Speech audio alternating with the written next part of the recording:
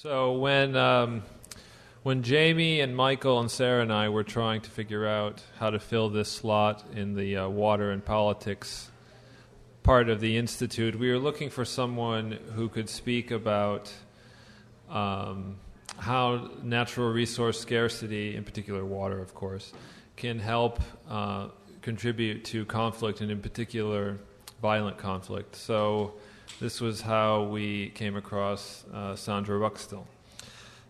Sandy is a senior social scientist at the Center for Complexity Analysis at Group W Incorporated, where she conducts research and provides advisory services on developmental policy and operations in conflict-affected and fragile states for the World Bank, the United Nations, and the U.S. government.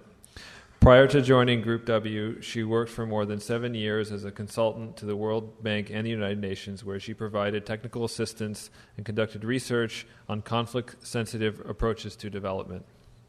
She has worked on water, natural resource management, and environmental issues in 14 countries across 4 regions, including field work in Afghanistan, Bosnia and Herzegovina, Bulgaria, India, and the West Bank and Gaza. Ruckstuhl is an instructor at George Mason University's Institute for Conflict Analysis and Resolution, where she has designed and teaches a 15-week graduate seminar entitled Water and Conflict. She is also a PhD candidate at the Institute, and she will defend her dissertation entitled Enabling Environmental Peacebuilding and Analysis of Projects and Factors in 4 Project Cases in June of 2010. Sandra holds a Master of Science in Conflict Analysis and Resolution from George Mason University and a Bachelor of Arts from the University of Wisconsin at Madison in International Relations, with a regional studies focus on Russia, Central and Eastern Europe, and Central Asia. She lives in Falls Church, Virginia, with her husband. Please join me in welcoming Sandra Ruckstuhl.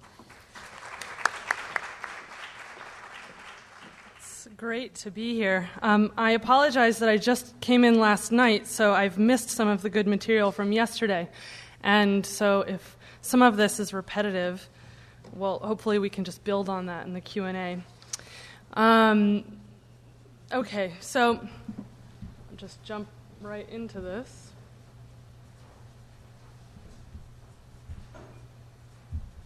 Okay, so I'd like to begin by telling you a little bit about what I'm going to discuss in this presentation today. And that is, first, I'm going to tell you a little bit about the class that I teach. And if you're interested in it, I have copies of my syllabus, and we can talk after this. And that'll tell you a little bit about the type of material I'm used to working with. I'm going to talk a little bit about the field of conflict analysis and resolution. I've completed my master's and my PhD in this area at the Institute for Conflict Analysis and Resolution at George Mason University. And then I'm going to talk a little bit about environmental conflict and use that as a segue into issues of water conflict. I'm going to talk about an analytical model that I like to use for analyzing conflict and talking about ways to resolve these conflicts.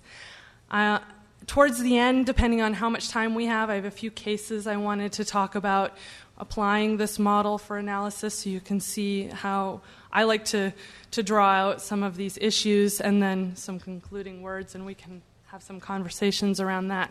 So, to begin, I teach this class. It's a 15-week seminar. I teach it at the master's level.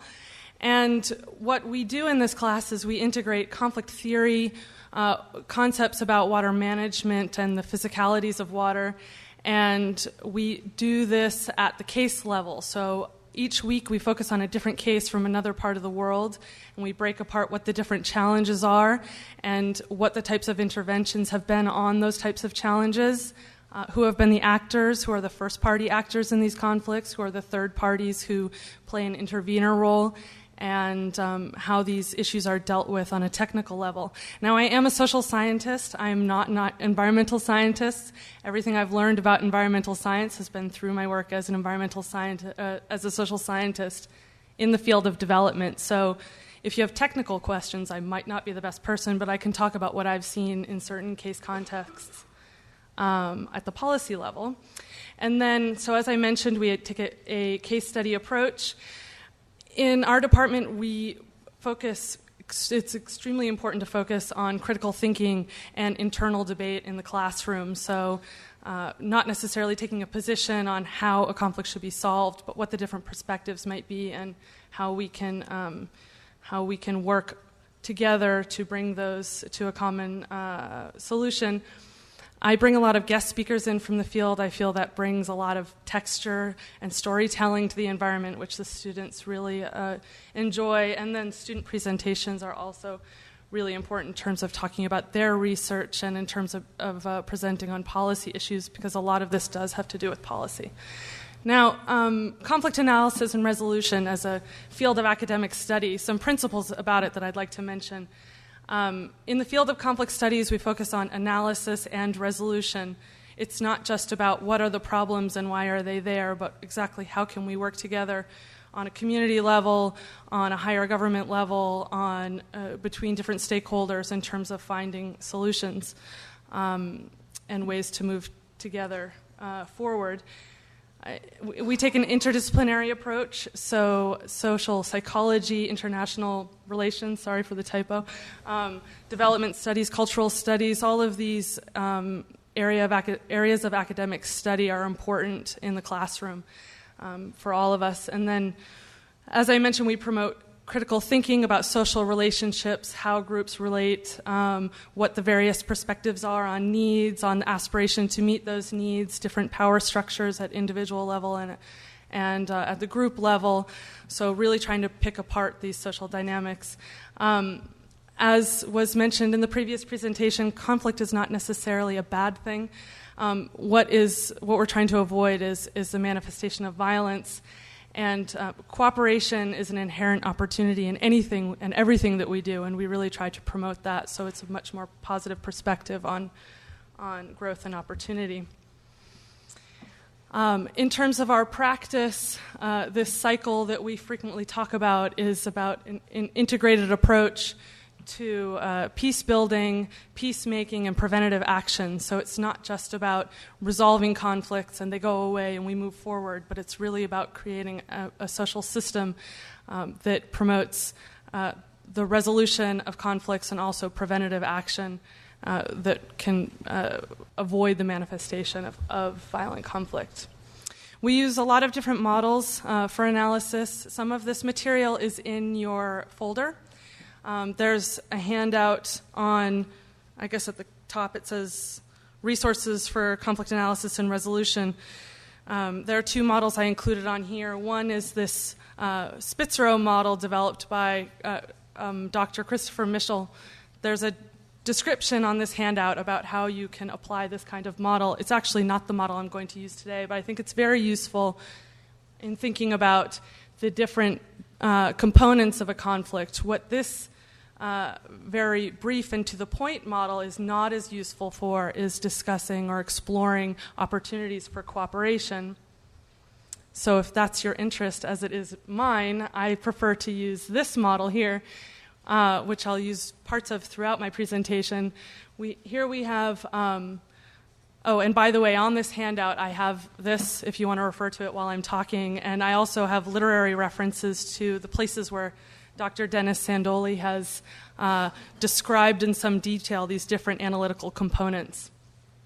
And some of these resources are available online, so it's easily accessible.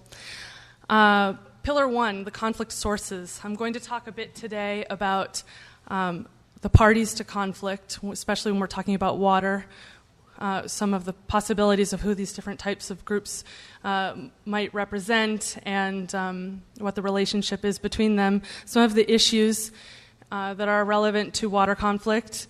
And then in this first analytical pillar, we have the objectives of the parties that we like to analyze so that we can understand what these different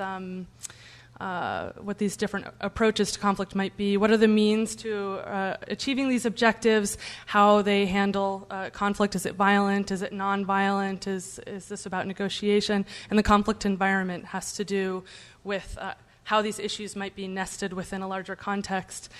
Then we can look at conflict conditions. I'm going to talk a little bit also about how these look in terms of water scarcity issues and water competition issues. at the individual level, at the societal level, at the international level, and at the global ecological level. And then the third pillar, we talk about conflict resolution, so opportunities for prevention, management, settlement, resolution, and ultimately conflict transformation. So what is environmental conflict? Environmental conflict actually boils down to, we can say, an issue of resources. These resources might be a direct concern or an indirect concern associated with other human activities. So what we want to do is analyze these and think about what the nature of these disputes are, but then also think about how we can address them. There are different types of resource conflicts that are covered in the literature. Water is one of many. I think these are it's useful to define these in two different categories. We have non-renewable or finite resources, where we're looking at land and property rights, not necessarily the land resources themselves, but the right to property within certain boundaries, and then minerals such as diamonds, oil, coltan, and these other mineral resources, and then renewable resources, which flow across boundaries in the case of water. They're not necessarily contained by these political lines that we were looking at on maps earlier today. Forests and timber can be replenished, they can be regrown, air and water, as we are discussing today. Now, this model helps us understand that there's a progression towards conflict and towards violence. First, we can understand these conflicts start with overlapping claims to a resource. This can lead to contestation and conflict over time, but ultimately this, in some cases, we can see, as we saw in the case of Cochabamba, violence can result. And violence, as we understand it in our field, can be both direct and structural. So it can be about physical assault, and it can also about unequal or inequitable distribution of benefits and systems of power. So the environment, water resources included, is neither a necessary nor a sufficient cause of violent conflict. A lot of literature emphasizes that we're experiencing scarcity, and there are a lot of problems that are to come with that, but I think it's very useful to think not just about the physical resources, but this is also a question about institutional capacity and social capacity to manage these issues and to deal with these problems, to build our awareness of certain issues, to build up governance systems and policy systems so that we can deal with these changes as they occur, as these changes in our environments occur. So if we think critically and creatively, actually history shows us that human ingenuity can help us overcome a lot of these physical challenges, which certainly are dire, as the literature would suggest and as reality would suggest, but that we really do have opportunity to address these issues and to find new and creative ways to deal with them. So history demonstrates peace and cooperation in managing water, shared water resources, in fact. This is a database that was developed by Aaron Wolf of Oregon State University, where he coded a series of events between states based on events that had to do with cooperation or cooperative activity and conflict or confrontational activity. On the top, in the blue, we have these cooperative activities that range from international water treaties and non-military agreements, expressions of verbal support, and then in the red, we have verbal hostility and military action that has to do with disputes over water. And we see through the coding that he's done on these historical events that actually there is far more cooperation around water than we often hear about, especially in popular literature. But as the environment changes and as our institutions change, or as our institutions might not be able to deal with these changes over time, this pattern of cooperation could also change. So, as I mentioned, there's a lot of popular coverage and a lot of political rhetoric around water wars. Perhaps one of the more dire areas of need for, or where we need to be concentrating on on the risk of violence and conflict is at the intrastate level, where we look at states that are fledgling because of water scarcity. This includes countries such as Yemen, areas in the Sahel, and I'll talk about these a little bit later. Internal fragility associated with inequity, this can develop out of these contexts where there is intrastate competition over resources. And when we're talking about these issues of conflict, we're not just talking about quantity issues, we're talking about quality as well, because as quality decreases, this also can create human public health problems, and this can also create another kind of sense of scarcity. Environmental change means more water in some areas, it means less water in others, and it means pollution worldwide. We know this, and global climate change projections only heighten our awareness about these dynamics and these concerns. Environmental change can cause social stress and lead to conflict if institutions cannot adjust to these issues, as I've already mentioned. And I'll talk about these dynamics in the context of climate change in particular a little bit later in my presentation. So we see that water can be a source of destruction, poverty, and dispute as a consequence of drought, flood and inundation, landslide, desertification, contamination, epidemic, and disease. And we've heard about that in examples in other cases, and I'm sure this afternoon as we talk about dynamics in other countries as well, that more of these issues will emerge. But water is also a source of production, it's a source of growth and cooperation, and I think that's where a lot of the emphasis can be lacking as we review some of this material and some of these case studies, because water contributes to improved public health and healthy ecosystems, food production, energy production. It is used for navigation, and there's also important cultural value in a lot of countries. If we think about the value of, such as the river Ganges in India, or Lake Titicaca in South America, that these are important cultural symbols in many societies. So back to this three-pillar model. I'm going to talk a little bit about parties. I'm going to talk a little bit about issues as we can understand them in a few cases, and then I'd like to talk a little bit about some of these conflict conditions and some of the trends we're seeing in certain parts of the world. So in terms of parties, well, there are many different users of water. We have water for people, which would be supply and sanitation, water for the environment. This is water for to sustain ecosystems, water for food production, water for energy, and water for other uses, as I mentioned, for cultural or religious purposes.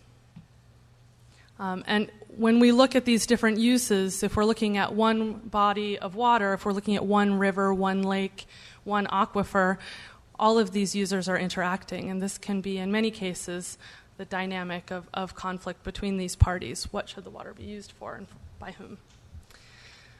Also, it's important to think about these dimensions of parties. We've got upstream versus downstream. So if you're looking at the hydrology of a certain body of water, you've got some parties at the headwaters of a river and some at the delta. And this has different implications for water quality and water access. We've got urban users and rural users as well, who have different needs. We've got the rich who can afford to pay some prices and the poor who might not. And then as we think in more crude terms, in terms of the haves and the have-nots, in terms of all different dimensions of access and power and control. Water resources cross different jurisdictional lines. When we're thinking about the different parties in these different contexts of water management and potential conflict, it's useful to think about where these boundaries lie. Some of them might not be political, but well, I guess to say political is probably the most accurate way. Some of them may not be political. They can be at a very local group level, divisions between tribes, for example. But in other cases, a lot of the literature that exists discusses interstate dynamics, if we're looking at the Nile and potential competition between Ethiopia and Egypt, for example.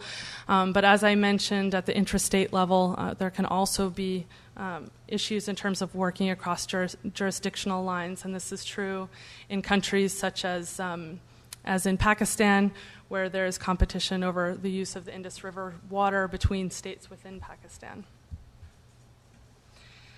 So as we start to think about these issues, as I mentioned before, relative scarcity combined with institutional capacity deficiencies, I think this is, looking at this holistic perspective, is really the most useful way to examine potential for conflict. And if we think about 4 different areas or 4 different categories of conflict, let's say, these are the 4 that I would choose. One, it would be ownership. Who has the right to the resource consumption? How should the resource be used? Distribution, who has access to the resource, who does not? And management, how should it be governed? Another way to think about some of these issues here, we've got, but I think looking at changes, a lot of people like to talk about tipping points in terms of increasing scarcity and how that can lead to public action. But I shy away from that tendency because I think it limits how we understand social change. But it is useful to think about certain changes within societies, within the physical environment, within our system of values that can lead to a change in the relationship between the resource and the parties that are using them. So in terms of renewable natural resource changes, we can think about quality issues, as I mentioned. We can think about quantity issues. But it goes further. In many countries, particularly tropical countries, temporal changes, seasonal changes are also important, and how the rainy season can change, what it can mean to have to manage the resource in that kind of environment. When we're here in where I'm going next week, when we're here in Chicago, thinking about temporal changes is not necessarily the same thing because we have the infrastructure and we have steady seasons and we understand when the rain is coming and when it's not, and variability. So this can be long-term changes to ecosystems and to rainfall predictions. Other physical changes have to do with demographics, movements of populations, increasing urbanization, and what that can mean in terms of who is going to be drawing on the resource and for what purpose, an urban population versus a rural population, for example, and changes in infrastructure. In some cases, we're looking at developing infrastructure. In other countries, we're looking at damaged infrastructure because of violence and war, for example. Relational changes between the groups. So these can be behavioral changes, changes in the makeup of the groups, changes in the institutions that govern the groups, changes in power structures, and changes in the way conflicts are played out. Are they violent? Are they nonviolent? And then last, eco-economic changes, as we've called them. The value of the resource, how we value the resource over time, can change as our environment changes and as our societies change with those environmental changes. So if we look at the water cycle, we can see where some of these parties might be and where some of the issues might be. So if we're looking at, for example, freshwater storage, as we'll be talking about later today, I think, who are the parties around this body of water? What happens to their land? What are the issues in terms of who's going to be using that water for irrigation or for hydropower, or what happens to the ecosystem? And we can think about all of these different changes that occur around that kind of development of infrastructure. Groundwater can be a very tricky issue when we're talking about parties and issues because, well, we can't see it the way we can see a river flowing.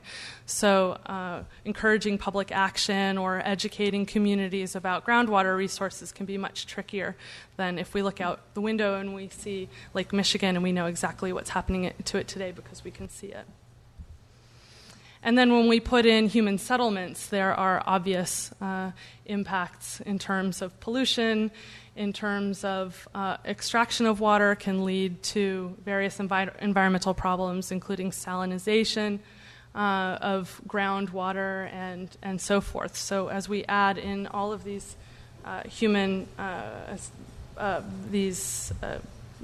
systems, it can also affect our environment as we look at these traditional maps of hydrology hydrological process system. So direct and indirect control over resources is often in many contexts understood as a system of power. So as we think about these different users and we think about the control they can have over the different uses of water, we can understand how this system of power can be understood as contentious and lead potentially to violence. If we're talking about control over water supply for domestic use or for industry, control over food production, and this is not just for domestic use, we can talk about export and what that means for communities and their economies as well, control over the environment, communities that are dependent on infrastructure to prevent the flooding or the impacts of drought on their communities. This becomes an extremely significant issue. Health issues, disease, for example, and energy production. So all of these can be understood as systems of power and control when there are parties that are governing where water is going into each of these subsectors of water management. So then when we think about conflict conditions or the potential for conflict, if we look back at the three-pillar model and look at the individual or the societal level, I like to begin with this issue of water scarcity, which is one that we've talked about quite a bit today, and I'm sure yesterday as well. Who is going to be experiencing water scarcity, and what does this mean at the individual level? And when I mention also the societal level for this, I bring that up because, as I mentioned, I don't see these issues just as environmental concerns, but what are the institutions doing to mitigate the risks associated with scarcity as we think about the potential for conflict or for cooperation? So here we've got a map that shows physical water scarcity already being experienced in the countries, or that will be experienced by 2025 in the countries that are in red, and then a notion of economic water scarcity in the countries in orange, and that economic water scarcity is considering water as an input into these economies and scarcity more in economic terms, but scarcity nonetheless. Then individual and societal other dimensions have to do with water, sanitation, and hygiene. Here we've got in the darkest color blue the most dire situation in terms of deaths as a consequence of lack of access to water, sanitation, and hygiene. So as we explore potential dimensions of conflict, why is it that these countries are in the darkest blue? Who is experiencing these conditions, and what can be done to mitigate those challenges? Also, as we look at urban growth, especially in developing countries, the highest column, these are a category of developing countries, whereas the smallest column, these are populations in developed countries, OECD countries. You can see from 1950 through to 2050 this growth of that orange part of the bar graph, and that is urban population growth. Increasing urbanization means that we'll have more people living in cities than in rural areas by 2050 in developing countries. And what kind of challenges does that mean for countries that are grappling with issues of development, increasing water supply to these countries, to these cities, and improving services to these growing urban communities? And what does this mean then for rural areas that are becoming more and more fragile as they're being overtilled, as they're being left behind, and these lands are not being managed? Conflict conditions at the international level. There is quite a lot of literature and good case studies to look at in international river basins. Here's a map of all of the international river basins of the world, so on every continent with the exception of Antarctica. And then we see that there are several river basins that are affected by contentious politics. In blue, we've got basins at risk where there's seen as a risk of conflict because institutions are weak, because countries that share these watersheds are not cooperating together to manage the resource, and that there are environmental disasters either already seen or that are foreseen. And then in red, we have river basins that are under negotiations, such as the Nile, the Jordan, Tigris, Euphrates, and the Aral, which we talked about earlier today. And then as we also think about these conditions and we look further at the global or ecological level, it seems to me, as we think about these different levels of conflict, that thinking about the potential for climate change and its effects on water resources is also significant. It's very important. So as we look at increased variability and availability and access to resources, this is all going to change as climate change, physical effects of climate change are seen more and more. We've talked about some of these issues, such as glacial melt.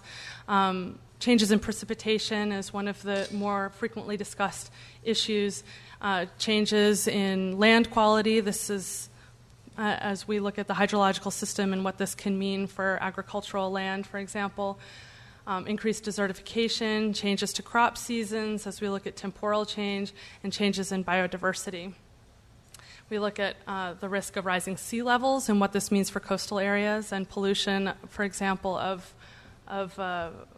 aquifers that are close to coastal areas, and increasing natural disasters, which also has impacts on water resources with flash floods, droughts, landslides. All of these impact the hydrological system. But as we think about the potential for conflict, thinking about the social impacts of climate change is perhaps where the utility really is as we think about the potential also for solutions and for preventing conflict.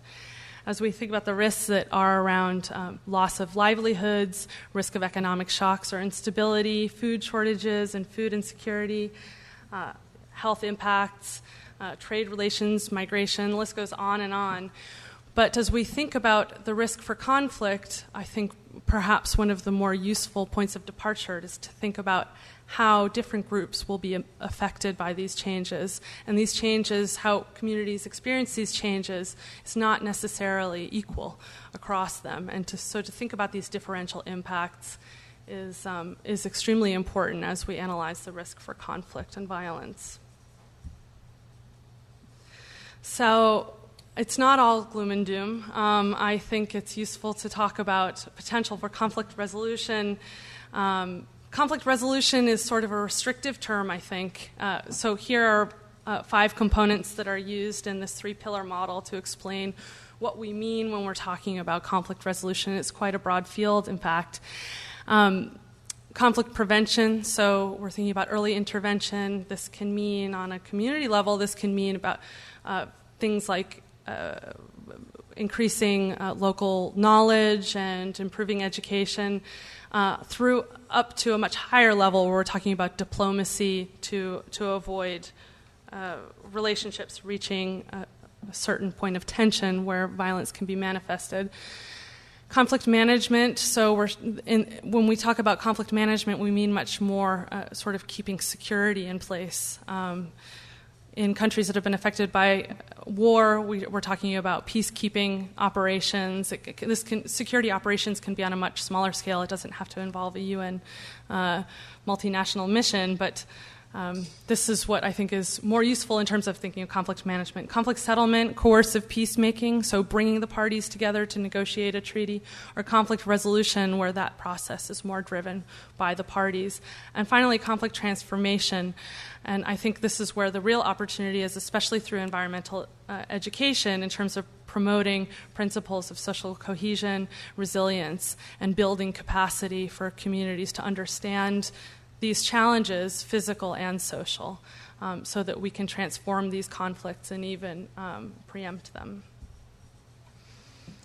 So building capacity to deal with conflict, we talk about capacity building, especially in the field of development, and it means a lot of different things, but I think it's important to point out that we're talking about 2 things here, and that's organizations and institutions. So we're not just talking about changing the way governance bodies work, for example. We're talking about changing our norms, our values, our behaviors, and our perceptions. And I think particularly at the classroom level, this is where a lot of change can be affected, and this is important as we think about changing the way we value these resources. and so therefore changing the way that we use them. And this came up this morning as well. The notion of environmental peace building is really the idea to capitalize. I'll just read this right off here and then explain it. Environmental peace building capitalizes on ecological interdependencies to promote social, economic, and political relationships through joint environmental management and benefit sharing. What do we mean by that? This can mean a lot of things at the international level and at the local level. But the idea is that it's not just about identifying a conflict and intervening on it, but it's really about building relationships, changing the way social systems work so that we can capitalize on the opportunities that cross-border environmental interventions present to us. So if there's an opportunity to work together, not just on a river that is drying up, but to work on managing our resources in collaborative ways, that helps to improve a process of valuing relationships, valuing working across borders, valuing the resource that is of concern to us. And it's not just about acting on disaster. It's about promoting a system of values and norms through these relationships and bringing about change in a more indirect way. And perhaps the story of disaster and intervention after disaster is the one that gets more attention because it's more exciting, it's more visible, but I think that the opportunity in terms of going in through the back door and improving environmental awareness and improving relationships on water resources and environmental resources as a whole is really where the opportunities lie in terms of changing the way we feel and we think about our environmental resources. So opportunities for prevention and for transformation are everywhere. It's not just about tragedies. So as we think about some of these cases, I just wanted to see how I'm doing on time. So I'll go over a couple of these cases very quickly. Looking again at the 3 pillar models, I just wanted to highlight how I would apply some of these concepts in terms of thinking of some of these international cases. Here we've got the Nile River Basin. We've got 9 countries of different levels on sort of different areas on the economic development spectrum, different water issues. To the south, actually, we've got the headwaters of the Nile and then the delta in Egypt. And the issues here often have to do with how this water, who has the right to the resources of the Nile, for example. And I'm obviously going to be simplifying this a bit. But who has the right to the resources on the Nile? Does Egypt have the right to most of the water resources as historically it has demanded, and it uses the resources for agricultural production? Or what about Ethiopia, who wants to build dams and harness that electricity for a country that has, I think, less than a 5% electrification rate? So this becomes a debate about who has the right to the resources, why, the users, and their different need for this river, which is a source of life for so many societies along this river.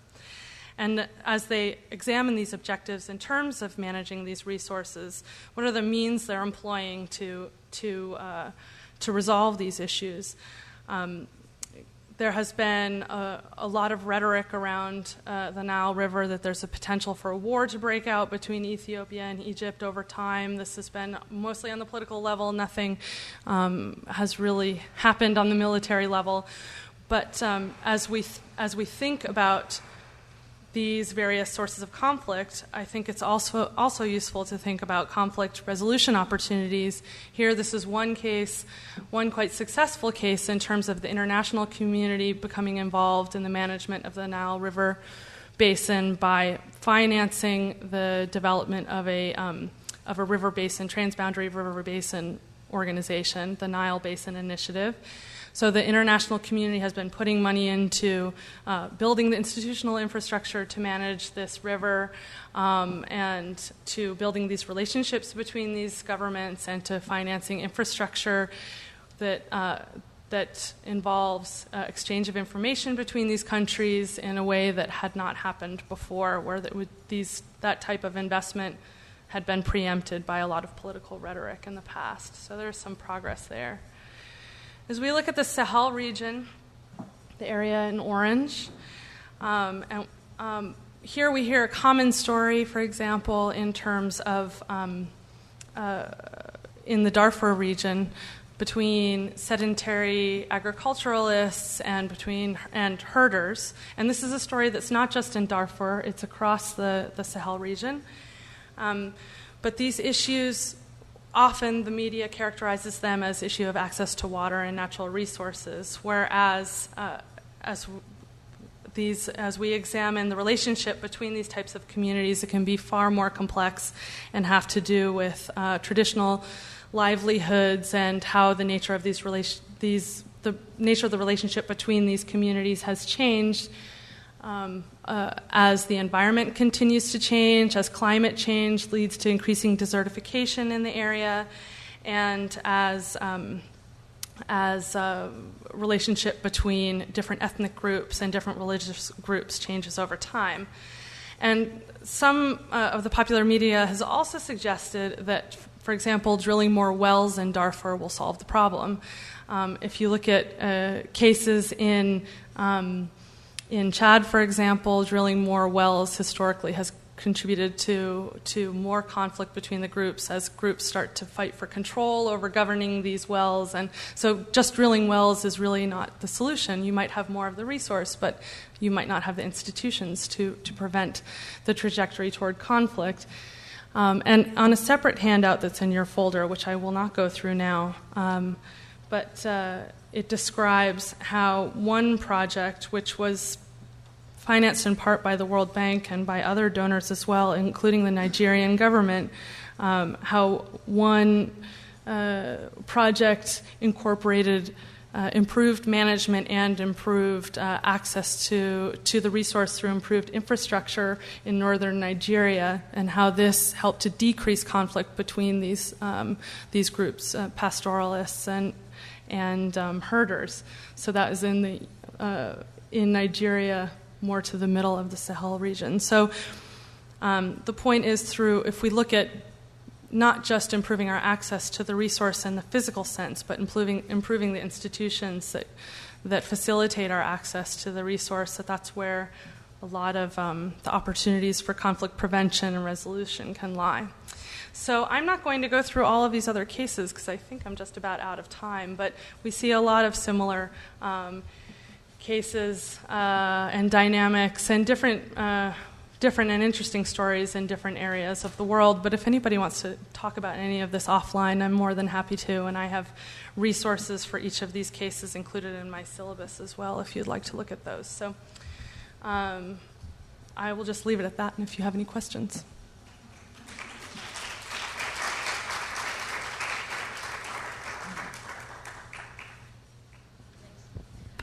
Earlier in your talk, you were defining violence. You were talking about how overlapping claims cause conflict, and sometimes that conflict leads to violence. And you talked about two different types of violence: direct violence and structural violence. Can you define structural violence, please? Let's see. Structural violence, if I were to describe it in my own words, it's really about the issue of let's see. There's someone who's written quite a bit on this, and I can give you the reference afterwards, but his name is Johan Galtung. And he's defined these different concepts of violence, and the idea of structural violence is that it can, in an indirect way, contribute to physical harm. So if we look at issues of inequity, for example, I have access to clean water and you don't. And so I and my family, we are all very healthy, but yours is not. And you're afflicted by illnesses that I don't experience. That experience of inequity could be defined as structural violence. Some people describe poverty as a form of structural violence, wholesale. But that's really at the crux of it, is that issue of equity and inequity and what sort of physical impacts that can have, which might be indirectly considered violent.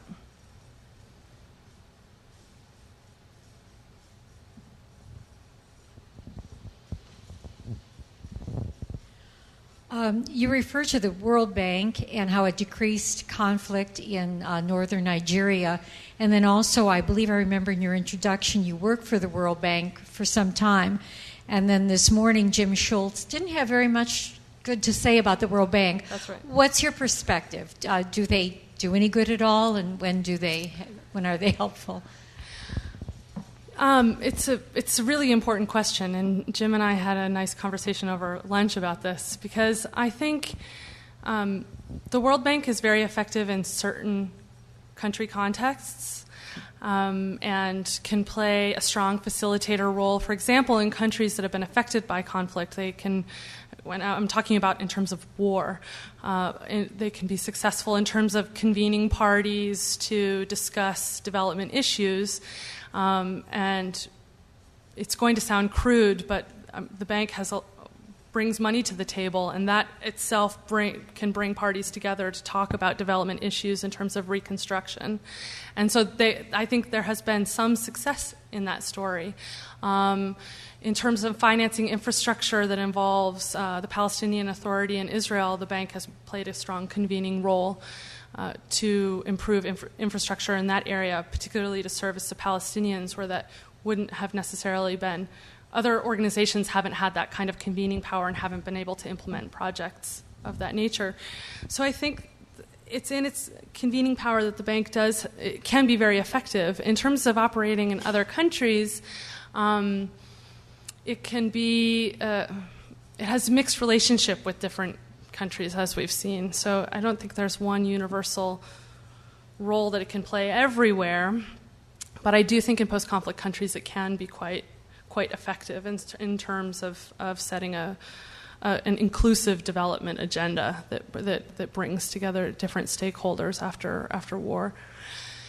And yeah, in terms of the Nigeria project, I think that that success came out of learning from a previous project that had been a failure. It had actually led to a lot of conflict between water user groups.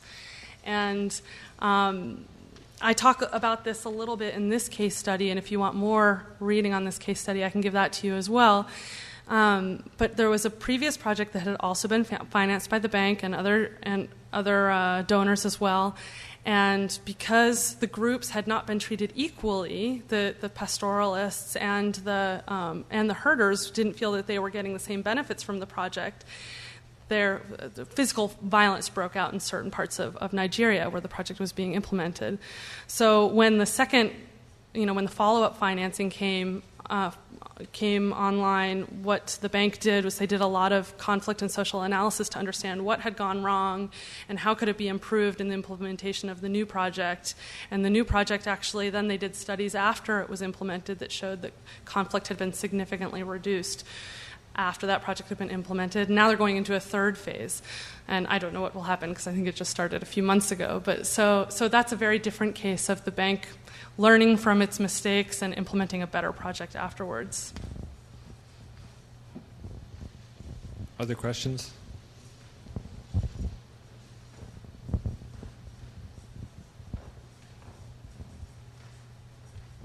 Lately, I'm reading something in the papers. You look like you worked in India, so I think it's pertinent for me to ask this question to you. About Chinese actually building something, a lot of activity on the Brahmaputra River Basin, and then there are rumors there that they're going to divert the water from Brahmaputra to their use and leaving the countries like Nepal, Bangladesh, and India in the lurk for a little while. Of course, India is now at least applying the Gandhian principle of non-violence, but China is known to be violent in its conflict in 1962, although the Indians and the Chinese called themselves at that time during the Nehru regime as brothers. So, and also United States knows the motivation of China, I think. And so what is your take on this just now happening type of situation which I read in the papers? Is it in a preventable stage, or does it have to go to the climax of something like all these latest conflicts that we're seeing in the world? Then only some crisis management will take place. What's your take on this? That's interesting. Actually, I hadn't read about that. But I know that and I'm not here to advocate necessarily for the World Bank, even though a lot of my anecdotes come from that context because I've worked with them for many years. But the bank and other agencies have been involved in the Nile Basin Initiative, for example, and similar efforts now, pretty new in South Asia, involving international river basins like the Brahmaputra and other rivers where the headwaters originate around the Himalaya. So I think probably the opportunities are in those sorts of promoting international cooperation on international rivers and trying to create a forum for this kind of discussion, because that just hasn't existed on a lot of these rivers for a long time or ever. And this is where a lot of the challenge becomes, because a dialogue between China and most rivers where the headwaters originate in China, for example, China is not a part of the Mekong River Commission, for example. And so bringing countries like China or other countries that are not as inclined to participate in those processes, try to create a process where they can get involved in information exchange and be held accountable for developing infrastructure unilaterally in this case, or in any other sort of actions that they're taking. So I think, I mean, it's a very soft approach, but I think creating those types of fora, there's a lot of value to it. It's kind of hydro-diplomacy, if you will, and I think that that's needed probably on a lot of international rivers. The Nile Basin Initiative is just one example that has gone probably the furthest of any in the world. And hopefully in South Asia there will be more processes like that to preempt infrastructure like that from being developed without consultation. Yeah, since we're speaking of the World Bank, I was asking our first speaker about that too. It was interesting that Jim mentioned during his presentation that his criticism was that the World Bank was, what did he say? That there was a lot of theory behind the ideas that were put forth and presentations that were made by people who weren't you didn't have real life experience with the issues that they were speaking of. So I imagine you were talking to him about that, perhaps, because that's what he said during his presentation. And I was curious, what you guys might have been speaking of, since you have experience there. And Jim mentioned that he had some experience, I think, as well, working with the World Bank. And the fact that you just were talking about this interaction between how the World Bank could somehow assist in the interaction between China and India, but you speak in terms of helping the governments. So to what extent do you might agree with Jim in the fact that, or with that idea that World Bank might not have that real connection or experience with what's happening on the ground, so to speak? With the water conflict? I think it depends on the project, because there are different types of initiatives that the bank is involved in. The project in Nigeria, which is called the Fadama Development Project, that's at a very grassroots level, community-driven development model. And then there are initiatives like in the South Asia rivers or the Nile Basin Initiative, which are at a higher level. There are different. I don't think the bank implements one type of project. There are different types of projects implemented by different types of people with different backgrounds. So there's so much diversity, actually, in terms of the business of the World Bank, because, and one of the reasons for all of this diversity has to do with the fact that implementation of projects is very decentralized in terms of a task manager who implements, whatever project in Nigeria or wherever. It has a lot of control over the implementation of that project. And so that can be good and bad, because that means that if you can educate one person on sort of that type of development project they're doing and how to do it better, you can actually have a huge impact because they're very close to the ground. Or if the person is not as sympathetic to some of these issues or takes a more technical, approach rather than a socially sensitive approach to implementing a project, then that can mean that there will be that there are risks, right? So I think the challenge or the problem is in characterizing the business of the bank as one kind of type of business, because the projects are so different on such different scales in terms of financing and in terms of the partners in the field. So there may have been a time where more of the implementing was done directly through, at the government level, at the federal government level. But now you see more implementation through the community, at the community level. And so that's really changed the way the bank does a lot of its work. So, but that doesn't really answer your question, but I just think it's, I think that's an important consideration in terms of its effectiveness. They're just different models. You can't say that all of them are not effective or all of them are effective, because they're all very different.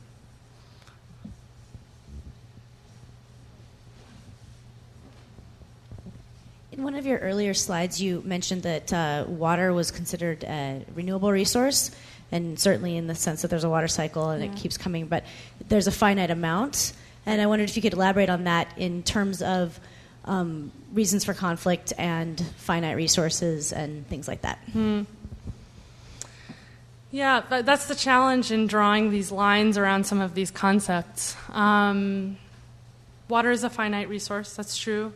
What makes water unique is unique from other resources, and I think as we think about sort of pathways forward and opportunities for cooperation and improvement of the resource and better or more sustainable development, it's useful to think about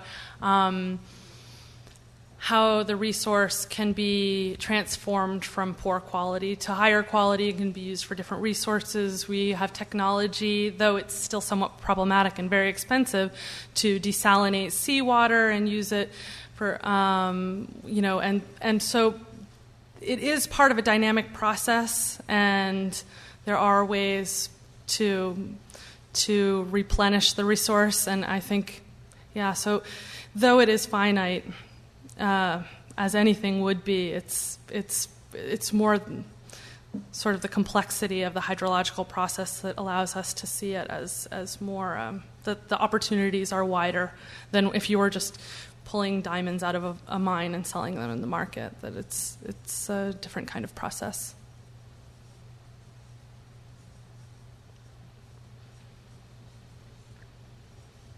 Are there any other questions?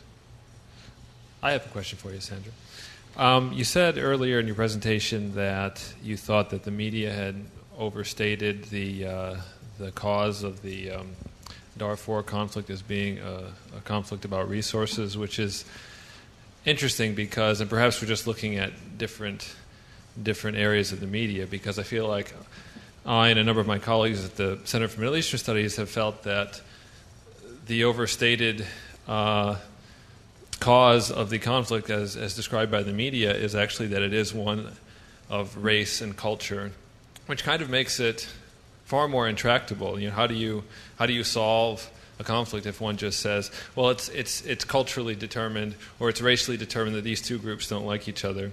And so I was wondering the question is, how do you strike a balance between the causes of a conflict between material scarcity and ethnic tensions? Do the ethnic tensions come about because of material scarcity, or vice versa? And also, you said that that desertification and climate change have contributed to the conflict. But to me, that sort of implies that it means that there's, again, a resource shortage in water. If you have that as sort of other factors, it ultimately comes back to water. So what's the balance that you strike in terms of explaining the conflict as someone who has experience in conflict resolution and conflict transformation, in describing these conflicts to people that don't know as much about them?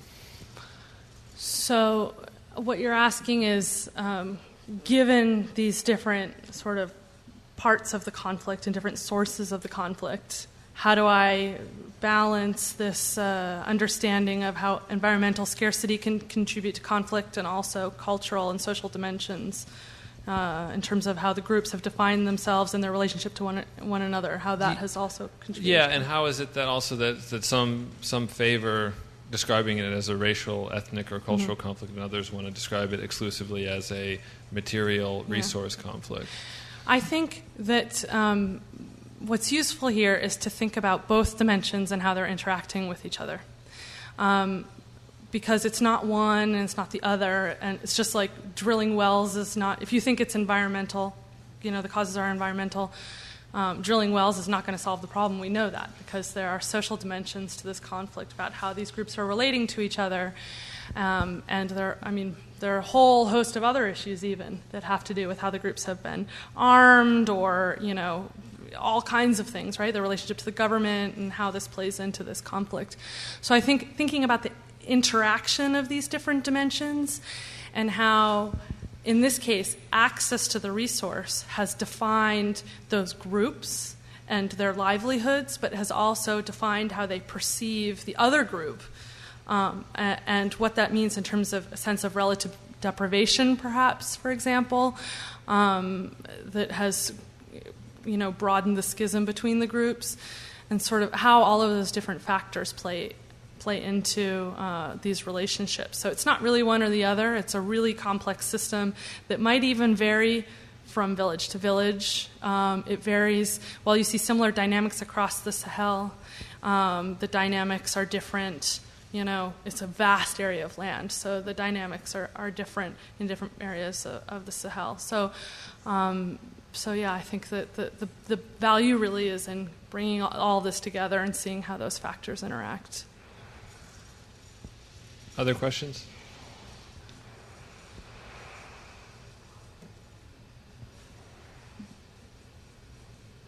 All right. Oh, sorry.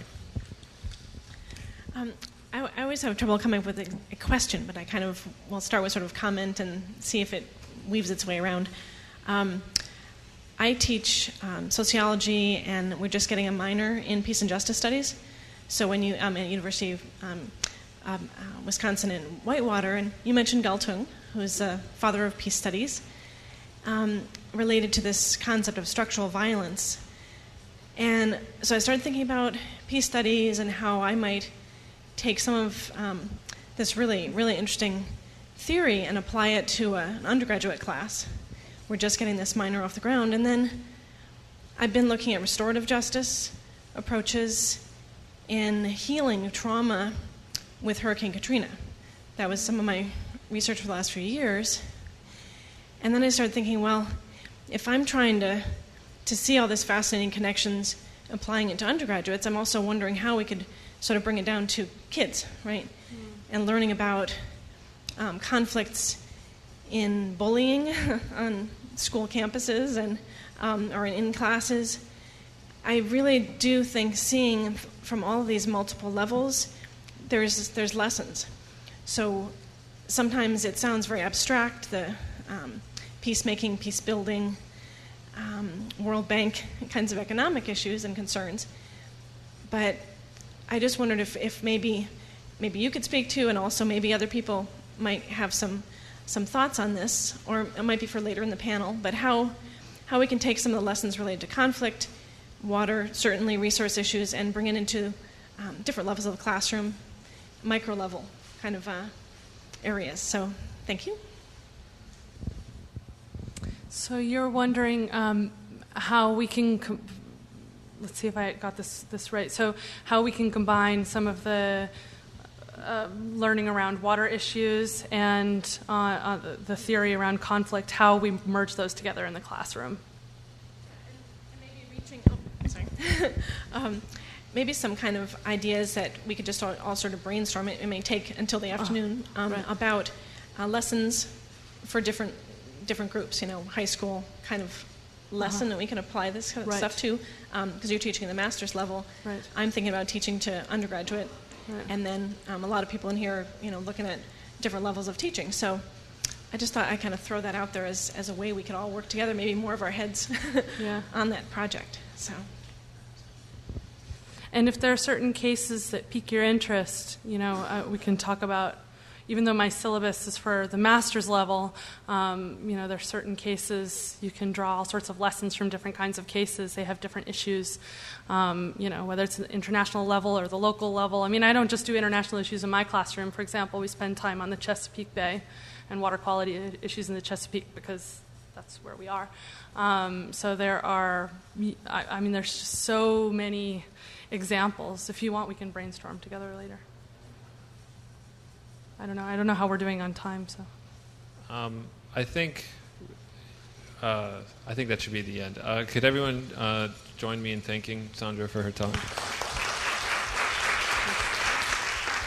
Oh, I forgot. I just wanted to say that this was downloadable on the website, right, Jamie? This book from Catholic Relief Services. They just came out with this a couple months ago. It's called Water and Conflict: Incorporating Peace Building into Water Development, and it's got like lots of really interesting case material and a wide discussion, not just around conflict issues, but about cooperation, collaboration, and peace building. So you can get it off the website.